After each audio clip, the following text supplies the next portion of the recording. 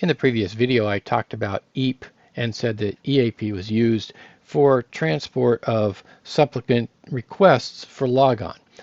Well, EAP actually has had a couple of different variants, one called LEAP and one called PEEP.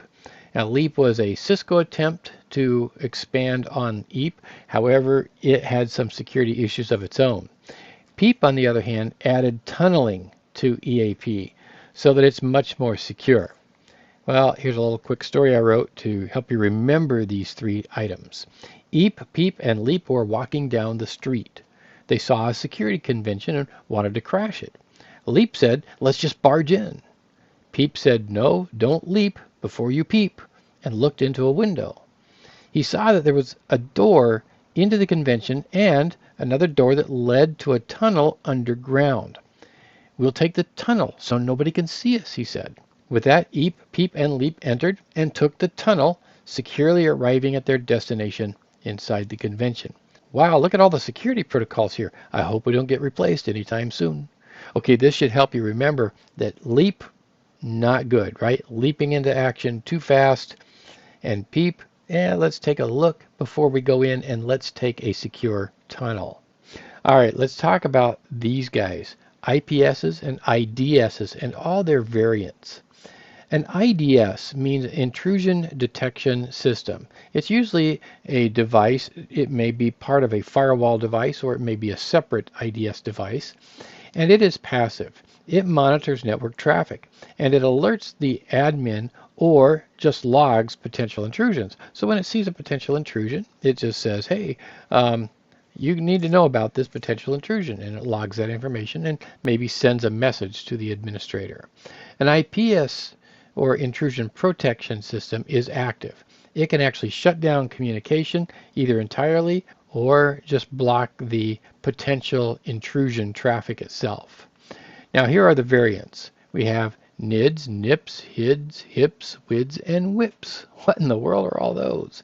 Well, NIDS and NIPS are simply IDS and IPSs, but they are network-based. In other words, they are placed somewhere on the network so that they can protect many devices.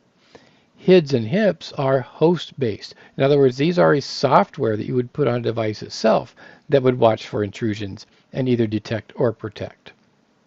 WIDS and WIPS are wireless intrusion detection systems or intrusion protection systems. So in other words, these would go on a wireless network and watch for possible intrusion traffic.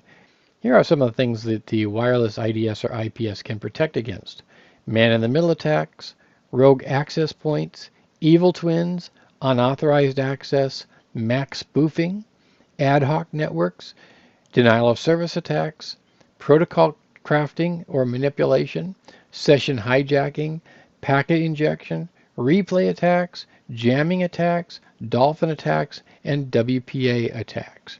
Now you're probably saying, what in the world is a dolphin attack? And for the curious, a dolphin attack is an ultrasonic sound, in other words, above our human hearing, that can control voice-activated devices. Next, there's a section in our textbook that talks about protocol filtering, and it talks about two different kinds.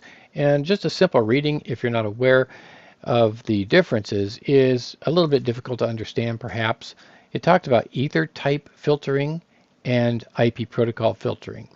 Well, really the difference between the two has to do with the kind of data being sent from one place to another. In ether type filtering, what we're doing is monitoring the headers of an Ethernet frame and looking for this ether type field. And the code in the ether type field tells us what type of protocol this frame has in it. The other one, IP protocol filtering, is similar, except it's looking at the packet level, and it's looking at an IP packet and looking for the protocol field in that. And so this protocol field then is what we filter on. So we're filtering on either frames or packets, and that's really the main difference between those two items.